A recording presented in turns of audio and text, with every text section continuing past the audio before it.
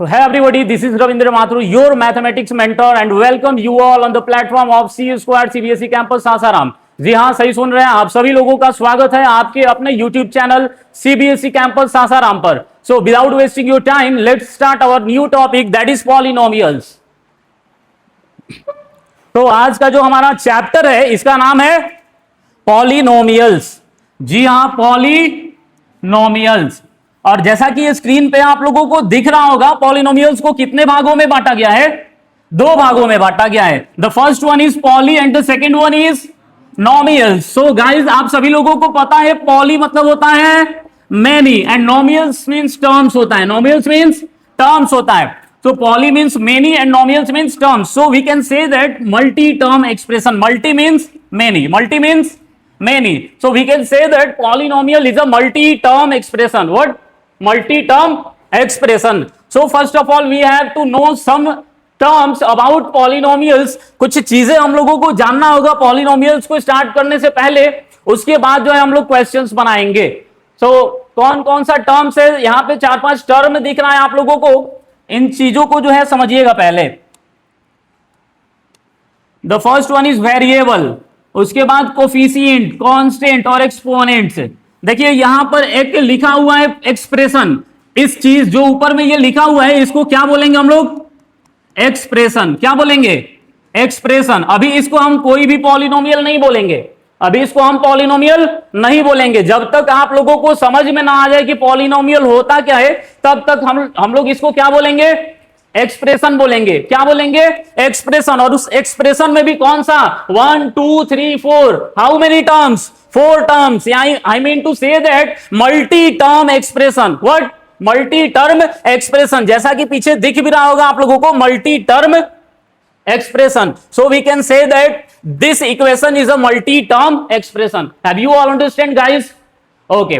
So multi-term expression. अब इन expressions में बहुत सारी चीजें हम लोगों को जानना है। The first one is variable, coefficient, constant और exponents. तो first of all variables के बारे में जानते हैं। Variables क्या होता है? Variables देखिए दो चीजें आप लोगों को जो है पहले से भी पता होगा, CONSTANT, constant, and the second one is variable. Second one is variable. Constant ये न्यूमेरिकल वैल्यू होता है, जैसे 1 2 3 डॉट डॉट डॉट। और ये वेरिएबल क्या होता है? आपका अल्फाबेटिकल वैल्यू होता है, ABCD ऐसे ऐसे करके XYZ तक। ठीक है, तो कांस्टेंट और वेरिएबल में डिफरेंशिएट करना सीख गए आप लोग। कभी भी कांस्टेंट टर्म मिलेगा तो वो कांस्टेंट टर्म क्या ABCD के फॉर्म में होगा या फिर 1 2 3 के फॉर्म में? 1 2 3 यानी न्यूमेरिकल वैल्यू के फॉर्म में होगा। उसके बाद जो है वेरिएबल्स की बात करें तो वेरिएबल्स कभी भी न्यूमेरिकल वैल्यू के फॉर्म में नहीं होगा, हमेशा अल्फाबेटिकल फॉर्म में होगा। कैसे फॉर्म में?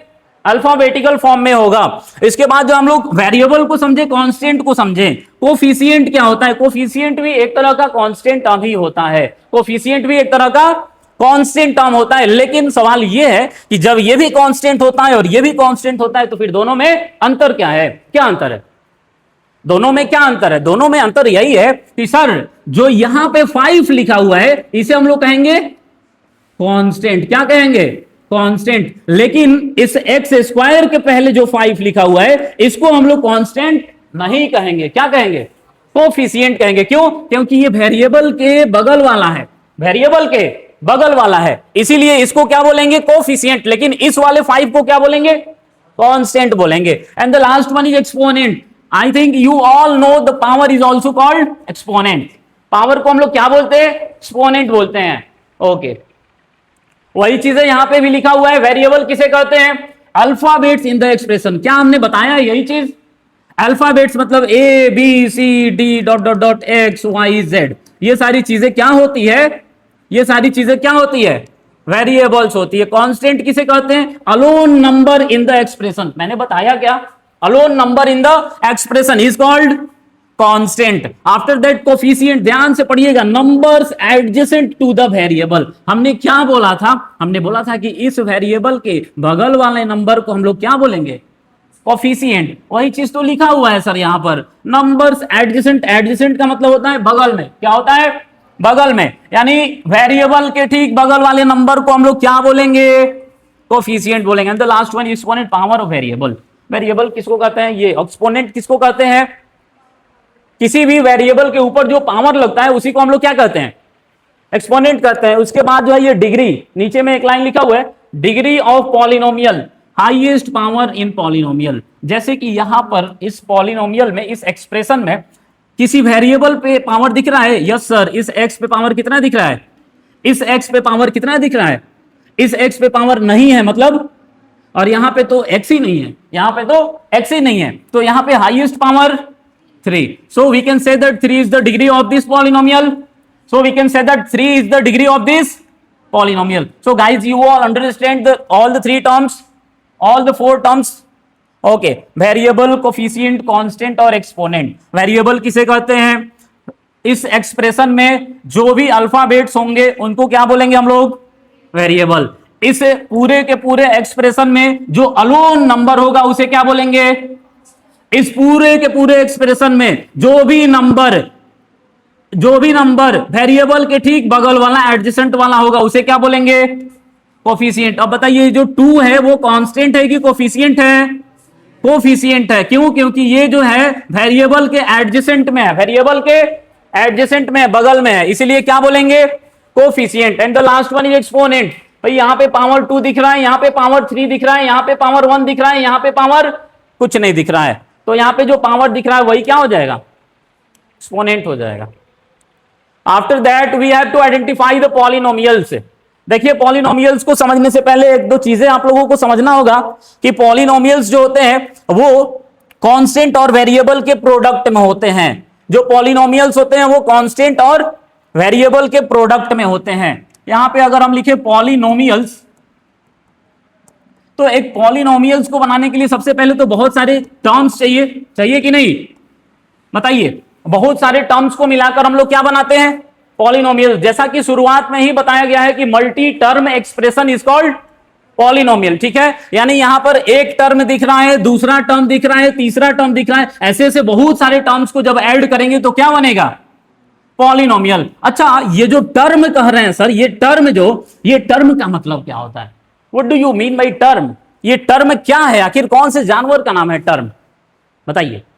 ये टर्म से क्या समझते हैं आप लोग, सर ये जो टर्म है ना, ये टर्म दो चीजों से मिलकर बना है। कौन से दो चीजों से, the first one is constant and the second term is variable. और जब दो चीजों से मिलकर बनता है, मतलब 5x², एक कांस्टेंट नंबर और दूसरा वेरिएबल नंबर से मिलकर बना है, अब क्या इसको कांस्टेंट बोलेंगे क्या।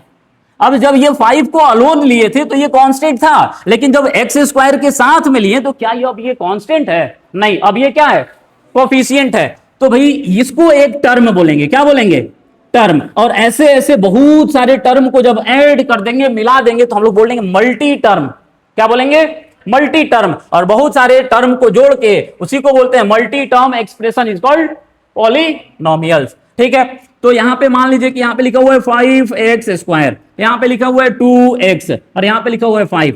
अब यहां पे कितने टर्म हुए, एक टर्म, दो टर्म और तीन टर्म, और तीन टर्म को जब ऐड किए, सम किए, तो हमको क्या मिला, एक पॉलिनोमियल्स। अब ये एक टर्म को बनाने के लिए हमको एक चाहिए था कांस्टेंट और दूसरा चाहिए था वेरिएबल। यानी एक टर्म को बनाने के लिए हमको कम से कम दो चीजों की जरूरत है। एक टर्म को बनाने के लिए हमको कम से कम कितने चीजों की जरूरत है, दो चीजों की। कौन कौन सी, कांस्टेंट और वेरिएबल, कांस्टेंट और वेरिएबल। जब ये दो चीजें हमारे पास अवेलेबल रहेंगी तो हम क्या एक टर्म का फॉर्मेशन कर पाएंगे, यस सर। जब एक टर्म का फॉर्मेशन हो गया तो एक टर्म वाले पॉलिनोमियल्स को भी कुछ कहते हैं और दो टर्म वाले को भी कुछ कहते हैं, ये आगे का बात है, ठीक है। लेकिन एक और चीज जो है आपको टर्म को फॉर्मेशन करने में ध्यान रखना होगा, जब कभी भी आप टर्म बनाइएगा, क्या बनाइएगा, टर्म, तो एक चीज का ध्यान रखिएगा कि जब वेरिएबल जो है, यानी वेरिएबल यहां पे क्या है, एक्स है, यहां पे वेरिएबल क्या है, एक्स है, यहां पे वेरिएबल क्या है, सर यहां पे भी एक्स है ना, एक्स है कि नहीं है, हिडन है, यहां पे भी एक्स है। तो एक चीज ध्यान में रखिएगा कि इसके पावर में जो होता है ना, इसके पावर में जो भी नंबर होगा वो कैसा होगा, वो कैसा होगा, नॉन निगेटिव इंटीजर। कैसा होगा, नॉन निगेटिव इंटीजर होगा। नॉन निगेटिव इंटीजर का मतलब positive number, non negative integer का मतलब पॉजिटिव नंबर। यानी निगेटिव नहीं का मतलब क्या, पॉजिटिव। यानी इसके पावर में जो भी रहेगा वो कैसा नंबर रहेगा, वो कैसा नंबर रहेगा, पॉजिटिव नंबर रहेगा। तो ये चीजें हमेशा ध्यान में रखना होगा, तब जाके आप डिटरमाइन कर पाओगे कि वो एक पॉलिनोमियल है या नहीं है। बात समझ में आया? यानी कौन कौन से चीजों का ध्यान रखना है? पावर ध्यान रखना है, पावर, कि अगर इस पॉलिनोमियल में x पे पावर 2 है तो वो 2 नॉन निगेटिव होना चाहिए, और नॉन निगेटिव का मतलब वो पॉजिटिव होना चाहिए। कैसा? पॉजिटिव होना चाहिए। यहां पे पॉजिटिव नंबर है क्या? यहां पे पॉजिटिव नंबर है क्या? यहां पे तो है ही नहीं, मतलब ये क्या पॉलिनोमियल है? हाँ सही है, ठीक है। तो ये चीजें ध्यान में रखना होगा आप लोगों को कि अगर एक पॉलिनोमियल है तो उसके लिए क्या क्या चीजें चाहिए। अब देखिए यहाँ पे क्वेश्चन है कि आइडेंटिफाई द पॉलिनोमियल्स, बताना है कि ये 7 क्वेश्चन में से कौन सा पॉलिनोमियल है और कौन सा पॉलिनोमियल नहीं है। अब बताइए, पॉलिनोमियल को होने के लिए हमारे पास टर्म चाहिए। क्या चाहिए? टर्म चाहिए, और टर्म एक भी रहे तो पॉलिनोमियल हो जाएगा। अब बताइए, एक टर्म को रखने के लिए क्या चाहिए होता है? कांस्टेंट और वेरिएबल। अब बताइए, पहला क्वेश्चन है 3x माइनस 2, तो बताइए 3x माइनस 2 में हमारे पास यहां पे एक टर्म और यहां पर दो टर्म, यहां पर एक टर्म और यहां पर दो टर्म। अब बताइए कि ये टर्म को वैलिड कर रहा है कि नहीं, ये टर्म को वेरीफाई कर रहा है कि नहीं। 3x, इसमें ये जो 3 है ये कांस्टेंट है, और ये जो x है ये क्या है? वेरिएबल है। और हमें पता है कि एक टर्म को बनाने के लिए एक कांस्टेंट और एक वेरिएबल चाहिए। जब एक कांस्टेंट और एक वेरिएबल का मिलान कर दिए तो हमारे पास ये बन गया क्या? टर्म। और जब एक टर्म मिल गया और इसके साथ एक और टर्म जुड़ा हुआ है, मतलब ये बन गया क्या?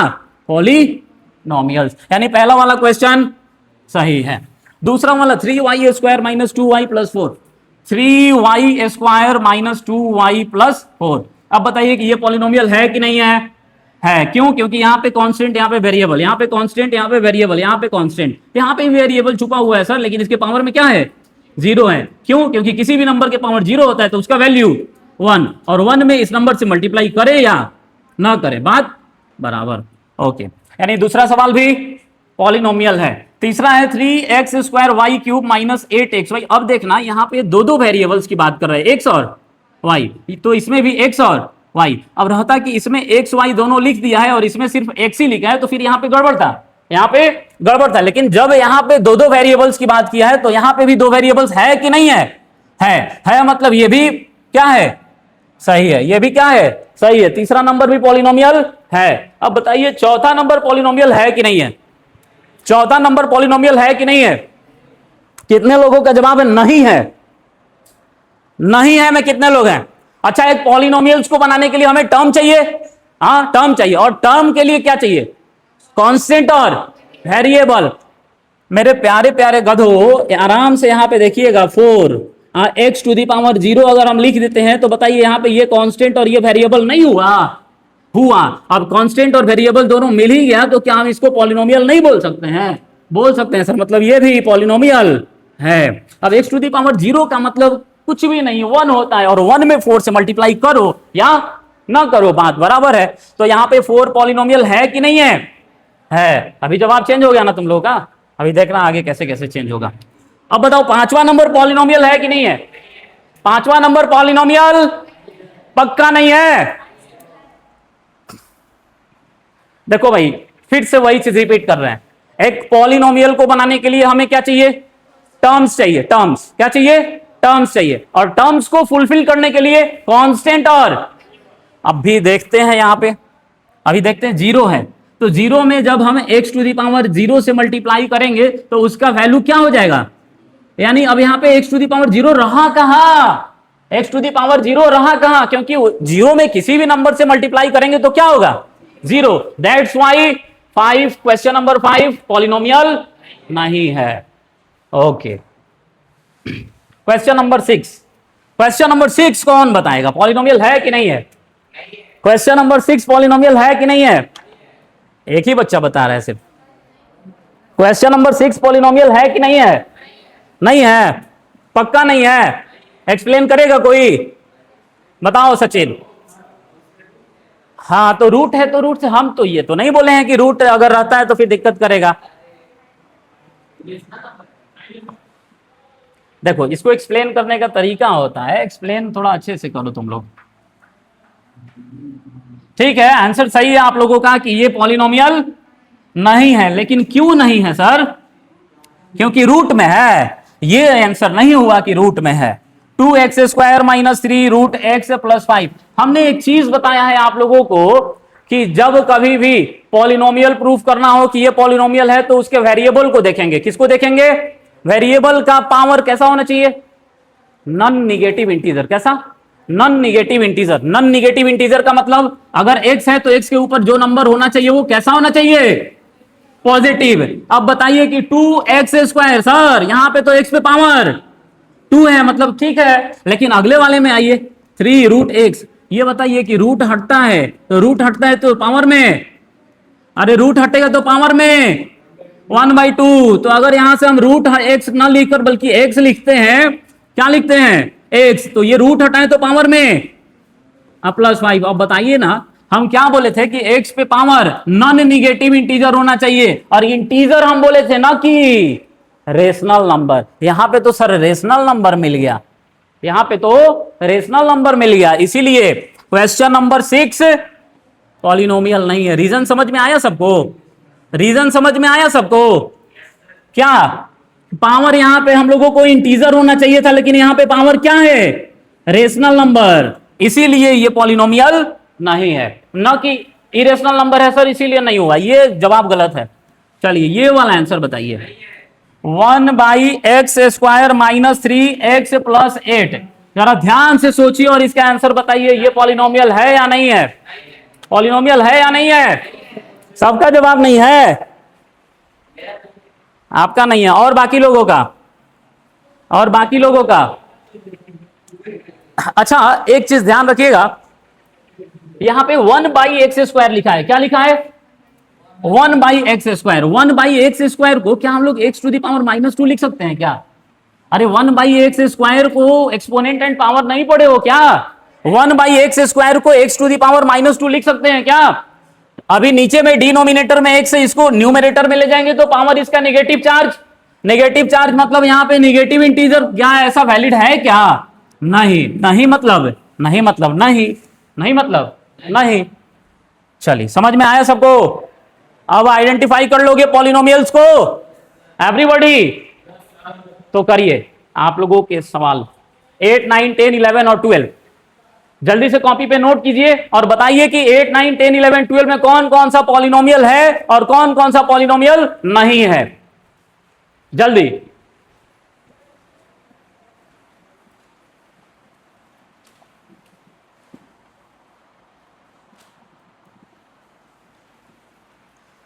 पॉलिनोमियल्स का सारा डाटा फुलफिल होना चाहिए। बनाइए।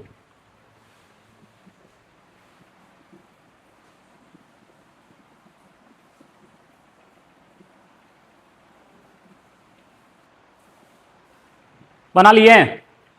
बताइए तो 8 नंबर का जो सवाल है ये पॉलिनोमियल है या नहीं है? देखिए कैसे नहीं है। 2x³ माइनस 3/x+4, ये नीचे में x है, इसको जब ऊपर ले जाएंगे तो क्या होगा? 2x³ माइनस 3, और ये जो x डिवाइड में है जब डिनोमिनेटर में है, जब न्यूमरेटर में जाएगा तो पावर -1+4। अब यहां पर सर पावर में तो नॉन निगेटिव इंटीजर चाहिए था, यहां पे तो निगेटिव इंटीजर आ गया। That's why this question is not a polynomial. Question number 9, sir power में रेशनल नंबर है, दूर से ही नो, पावर में रेशनल नंबर है, पावर में यहां पे ये वाला क्वेश्चन बताइए। 5x³ minus 3x² plus x minus 1/√2 polynomial है या नहीं है? नहीं है ना? कितने लोगों का आंसर है? कितने लोगों का आंसर यस है? यस। कितने लोगों का आंसर यस है? चलिए बहुत अच्छा, इसका आंसर क्या होगा? क्या होगा? यस होगा। क्या होगा? यस होगा। हम क्या बताए हैं कि आप देखिए वेरिएबल्स को, सर वेरिएबल यहां पे x पे पावर 3 सही है, x पे पावर 2 सही है, x पे पावर 1 सही है, कांस्टेंट टर्म से कोई मतलब नहीं है, कांस्टेंट टर्म से कोई मतलब नहीं है, मतलब ये वाला पॉलिनोमियल है। यस। लास्ट वाला 5 पे पावर 3/2, इससे कोई मतलब है? अरे 5 पे पावर 3/2 है, इससे कोई मतलब रखना है हम लोगों को? नहीं। क्यों? क्योंकि वेरिएबल थोड़ी है, वेरिएबल का पावर 3 सही है, वेरिएबल का पावर 2 सही है, वेरिएबल का पावर 1 सही है, मतलब ये भी है। ठीक है, क्लियर है? कितने लोगों का जवाब गलत हुआ? 3 सही हुआ, सब सही हुआ। बहुत अच्छा, बहुत अच्छा। Next slide. चलिए, डिग्री बताए हैं क्या आप लोगों को? डिग्री बताए हैं क्या कि डिग्री क्या होता है?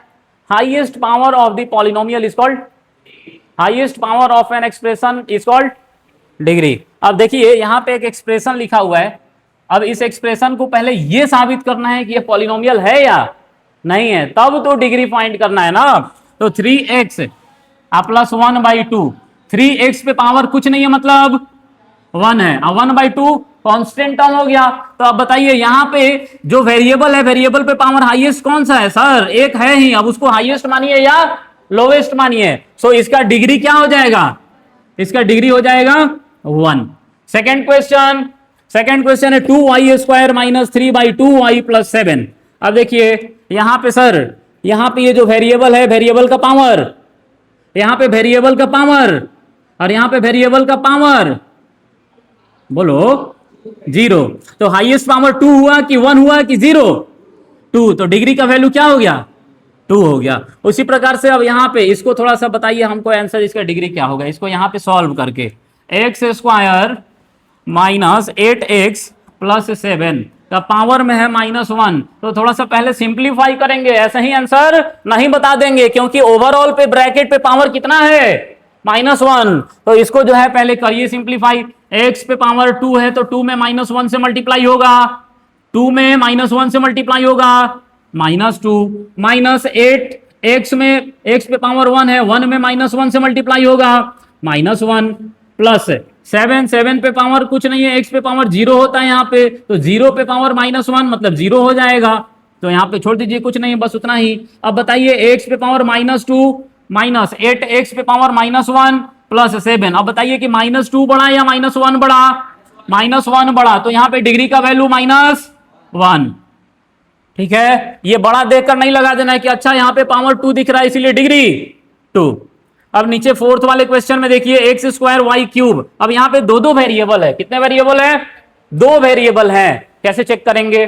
कैसे चेक करेंगे? इसमें 2 डिग्री आएगा, इसमें 2 डिग्री आएगा, x का अलग डिग्री और y का अलग डिग्री। अब इस फोर्थ वाले क्वेश्चन के लिए देखिए x पे पावर 2, x पे पावर 1, x पे पावर 1, यानी x के लिए डिग्री कितना हो गया? 2 हो गया। और y के लिए डिग्री देखिए, y का पावर और y का पावर 1, तो हाईएस्ट पावर 3, यानी x के लिए डिग्री 2 और y के लिए डिग्री 3। कोई दिक्कत नहीं। तो उसी तरह से 5 क्वेश्चन x y z, मतलब यहां पे 3 वेरिएबल है, x y और z। अब x के लिए डिग्री का वैल्यू, y के लिए डिग्री का वैल्यू और z के लिए डिग्री का वैल्यू बताइए। x का डिग्री का वैल्यू यहां पे 1 है, यहां पे 1 है, मतलब डिग्री का वैल्यू, y के लिए डिग्री का वैल्यू और z के लिए डिग्री का वैल्यू 3। क्लियर है? अब बताइए यहां पे बताओ तो छठा में ये बताओ x पे पावर 0 हिडन है? अरे बोलो, x पे पावर 0 हिडन है? हिडन है मतलब x पे पावर 0 मतलब 0, डिग्री का वैल्यू कितना हो गया? 0। और यहां पे ये तो पॉलिनोमियल ही नहीं है, तो इसका डिग्री कहां से होगा सर? ये तो पॉलिनोमियल ही नहीं है, तो इसका डिग्री कहां से होगा? चलिए डिग्री निकालना सीख गए आप लोग? किसका? 5 का डिग्री, 5 में 3 डिग्री आएगा, x y z, 5 में 3 डिग्री आएगा, क्योंकि यहाँ पे 3 वेरिएबल्स है। कितने वेरिएबल्स? 3 वेरिएबल्स। तो x का डिग्री क्या हो जाएगा? 1, y का डिग्री क्या हो जाएगा? 2 और z का डिग्री 3 हो जाएगा। चलिए देखिए, ये सब तो 9th क्लास में आप लोग पढ़ चुके हैं। ऑन द बेसिस ऑफ, देखिए पॉलिनोमियल को 2 भागों में बांटा गया है, on the basis of term और on the basis of degree. Polynomials को कितने भागों में बांटा गया है? 2 भागों में। किस कौन कौन से आधार पर? TERMS, टर्म्स के आधार पर और डिग्री के आधार पर, टर्म्स के आधार पर और डिग्री के आधार पर। अब ये टर्म्स के आधार पर पढ़ रहे हैं। On the basis of terms, polynomial is divided into 3 parts, monomial, binomial and trinomial जिसके एक टर्म, जैसे टू, अब ये टू एक ही टर्म है ना, अब बताओ टू एक टर्म है कि दो टर्म है? एक टर्म है, तो मोनोमियल की बाइनोमियल? मोनोमियल। बाइनोमियल में कितने टर्म? दो टर्म। एग्जाम्पल 2x² + 4 कितने टर्म है? दो टर्म, मतलब ये कौन सा पॉलिनोमियल? बाइनोमियल। और ट्राइनोमियल किसे कहते हैं? जिसके 1 + 2 + 3 टर्म हो, जैसे 4x² + 2x + 3। अब यहां पे एक टर्म, दो टर्म और तीन टर्म, और तीन टर्म को क्या बोलते हैं? ट्राइनोमियल। हो गया? Okay. On the basis of degree, वहां पे बताए हैं कि on the basis of degree और on the basis of terms polynomials is divided into further parts. तो बताइए डिग्री के आधार पर कितने भागों में? चार भागों में। Degree 1 is equal to linear polynomial, degree 2 is equal to quadratic, degree 3 is equal to cubic, and the degree 4 is equal to bi quadratic. क्या हो जाता है? Bi quadratic. एवरीबॉडी क्लियर है? Next slide. Zeros of the polynomial. What do you mean by the zeros of the polynomial? बहुत अच्छा point है, ये भी बहुत बढ़िया क्वेश्चन बनता है इससे। जीरोज ऑफ द पॉलिनोमियल, देखिए a zero of a polynomial is the value of x for which the value of the P x is zero. छोड़िए क्या लिखा हुआ है उससे मतलब नहीं है, हम समझाते हैं आप लोगों को। कोई पॉलिनोमियल है, कोई पॉलिनोमियल है, उसमें x के जगह पर एक ऐसा वैल्यू रखें, x के जगह पर एक ऐसा वैल्यू रखें जिससे कि पूरा का पूरा पॉलिनोमियल का वैल्यू क्या हो जाए? Zero. That is called the zeros of the polynomial. अब जैसे कि यहां पे P x is equal to, अब यहां पे x - 5 एक वैल्यू है, x - 5। अगर हम इस x के जगह पे ऐसा कोई कौन सा वैल्यू रखे जो कि इस पूरा को जीरो कर दे, तो क्या रखेंगे? 5। तो 5 - 5 इज इक्वल टू, तो 5 यहां पे क्या कहलाएगा? क्या कहलाएगा? Zeros of the polynomial. समझ में आया क्या? यानी जीरोज ऑफ द पॉलिनोमियल क्या होता है? यानी जीरो का ऐसा, यानी एक्स का ऐसा वैल्यू, एक्स मतलब वेरिएबल, वेरिएबल का ऐसा वैल्यू जो पूरे पॉलिनोमियल को क्या कर दे? जीरो कर दे। That is called the zeros of the polynomial. अब यहां पे x² - 3x + 2 है। अब इस x के जगह पे ऐसा कौन सा वैल्यू रखे, इस x के जगह पे ऐसा कौन सा वैल्यू रखे जिसको सॉल्व करने के बाद ये पूरा का पूरा क्या हो जाए? Zero. That is called the zeros of the polynomial. समझ में आया सबको? जीरोज ऑफ द पॉलिनोमियल समझ में आया सबको? जैसे यहां पे एक इक्वेशन भी दिया हुआ था, x - 5 इज इक्वल टू 0। अब x के जगह पे ऐसा क्या रखें, x के जगह पे ऐसा क्या रखें जो इसको जीरो कर दे? तो x के जगह पे हम सर 5 रख देंगे। और वैसे भी नहीं समझ में आ रहा है तो इसको ऐसे कर देते हैं, x इज इक्वल टू -5 बराबर के उधर जाएगा तो +5, यानी x का वैल्यू क्या मिला? 5, यानी हमारे पास जीरोस का वैल्यू क्या मिला? 5। ठीक है? Okay. Number of zeros in general of polynomial of degree n has at most n zeros. देखिए degree 1 is called linear polynomial, degree 2 is called quadratic polynomial, and degree 3 is called cubic polynomial. हम लोगों को class 10th में most probably quadratic polynomial पढ़ना है। कौन सा polynomial? Quadratic polynomial से क्या समझते हैं आप लोग? जिसका डिग्री 2 हो, जिसका डिग्री 2 हो। तो यहां पे देखिए लीनियर पॉलिनोमियल हैज 1 जीरो, यानी लीनियर पॉलिनोमियल का डिग्री कितना होता है? 1। इसीलिए इसके जीरोस कितने होंगे? इसके जीरोस की संख्या भी 1। यानी हम कह सकते हैं कि on the basis of degree ये डिटरमाइन करता है कि उसके जीरोस कितने होंगे। बोल सकते हैं कि नहीं हम लोग कि अगर जितने डिग्री हैं किसी इक्वेशन के उतने ही उसके क्या होंगे? जीरोस होंगे। अब बताइए क्वाड्रेटिक पॉलिनोमियल में कितने डिग्री होते हैं? क्वाड्रेटिक पॉलिनोमियल का डिग्री क्या होता है? 2 होता है। तो अब बताइए जब डिग्री 2 मतलब नंबर ऑफ जीरोज का संख्या 2 होता है, नंबर ऑफ जीरोज का संख्या भी 2। इसी को आगे चल के हम लोग एक को अल्फा कहते हैं और एक को बीटा कहते हैं। और क्यूबिक पॉलिनोमियल में नंबर ऑफ जीरोज 3, तो अल्फा, बीटा और गामा क्या हो जाता है? अल्फा, बीटा और गामा। यानी नंबर ऑफ डिग्री के आधार पर नंबर ऑफ जीरोज डिटरमाइन करते हैं। एवरीबॉडी क्लियर है? जितने नंबर ऑफ जीरोज उतने नंबर ऑफ डिग्री। क्या हुआ? एक बार और बात करने में लग गए हो। देखो यहां पे लिखा हुआ है कि polynomial of degree n has at most n zeros. अगर पॉलिनोमियल में जितना डिग्री है उतना ही उसके जीरोज होगा। जैसे लीनियर पॉलिनोमियल में डिग्री कितना होता है, लीनियर पॉलिनोमियल का डिग्री कितना होता है 1। तो जैसा कि यहां पे अभी अभी हमने सॉल्व किया है question x minus 5 is equal to 0। अब इसको हम जब सॉल्व किए हैं तो अब बताओ, पहले ये बताओ कि ये x माइनस 5 जो है ये लीनियर है कि क्वाड्रेटिक है कि क्यूबिक है? लीनियर है कि क्वाड्रेटिक है कि क्यूबिक है? कैसे पता चला? क्योंकि x पे पावर 1 है, इसीलिए ये कैसा पॉलिनोमियल, लीनियर। तो लीनियर का डिग्री 1, इसीलिए इसके जीरोज 1। अब देखो कैसे zeros 1, x minus 5 is equal to 0, तो x is equal to minus 5 उधर जाएगा, तो यानी x का वैल्यू 1 आया कि 2 आया? 1 आया, और वो 1 का क्या नाम है 5। इसीलिए जितना डिग्री उतना ही जीरोज, जितना डिग्री उतना ही जीरोज। अब क्वाड्रेटिक पॉलिनोमियल जब बनाते हैं स्प्लिटिंग टर्म से, याद है ना, स्प्लिटिंग, मिडिल टर्म स्प्लिटिंग, तो कितना वैल्यू आता है 2 आता है, तो नंबर ऑफ डिग्री उतना ही नंबर ऑफ जीरोज। यानी क्वाड्रेटिक पॉलिनोमियल के नंबर ऑफ डिग्रीज 2 होते हैं, इसीलिए उसके जीरोज की संख्या भी 2 होंगे, और वो दोनों का नाम होता है अल्फा और बीटा। ओके, अब देखिए यहां पे स्प्लिटिंग ऑफ मिडिल टर्म, आप सभी लोगों को पता भी होगा क्लास 9th में middle term splitting, x square plus 7x plus 10। कितने लोग पहली बार ये नाम सुन रहे हैं कि मिडिल टर्म स्प्लिटिंग क्या होता है? कितने लोग पहली बार ये नाम सुन रहे हैं मिडिल टर्म स्प्लिटिंग? सुने हो तुम लोग? हाँ, x square plus 7x plus 10, x square plus 7x plus 10। अब इसमें बीच वाले टर्म को क्या करते हैं हम लोग? स्प्लिट करते हैं। स्प्लिट का मतलब तोड़ते हैं। उसके लिए देखो प्रोसेस है, क्या है कि इस 10 में और इसके आगे क्या है? इसके आगे क्या है सर? 1 है। इसके आगे कांस्टेंट वैल्यू क्या है? 1 है। तो इस 10 में इस 1 से क्या करेंगे? मल्टीप्लाई। क्या करेंगे? मल्टीप्लाई। तो 10 में 1 से मल्टीप्लाई किए तो क्या आया? 10 ही आएगा। यानी ऐसा कोई भी 2 नंबर लेना है जिसको मल्टीप्लाई करने पर कितना है 10, और ऐसा कोई भी 2 नंबर सोचना है जिसको ऐड या सब्ट्रैक्ट करने पर क्या है 7। अगर हम 5 और 2 लेते हैं तो 5 2 जा, और 5 प्लस 2 क्या बन जा रहा है? अब देखिए, तो एक्स स्क्वायर प्लस 7x को हम लोग कौन से 2 नंबर के फॉर्म में तोड़े हैं? 5x plus 2x। अब प्लस इधर क्या लिखा हुआ है?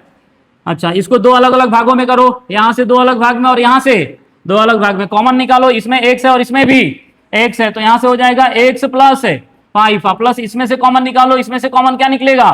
2 कॉमन निकलेगा, तो x प्लस 5। अब देखिए यहां पे भी x प्लस 5 और यहां पे भी, तो इन दोनों को हम एक ही मान लेंगे। यानी एक मिल गया x प्लस 5 और दूसरा मिल गया x प्लस, यानी x प्लस 2। यानी x प्लस 5 को अगर 0 के बराबर करेंगे तो x का वैल्यू क्या मिला?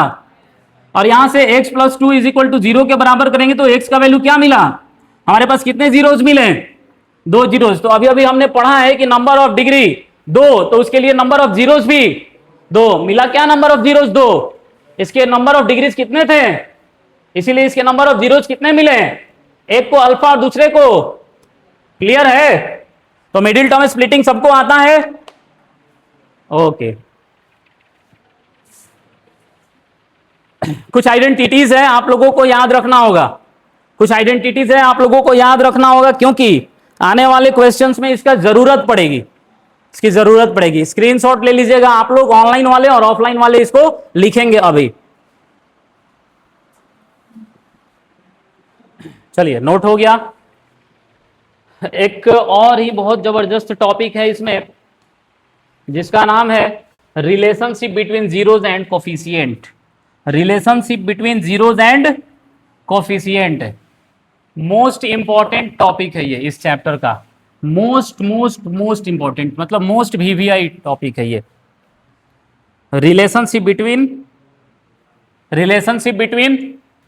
Zeros and their coefficient of a polynomial.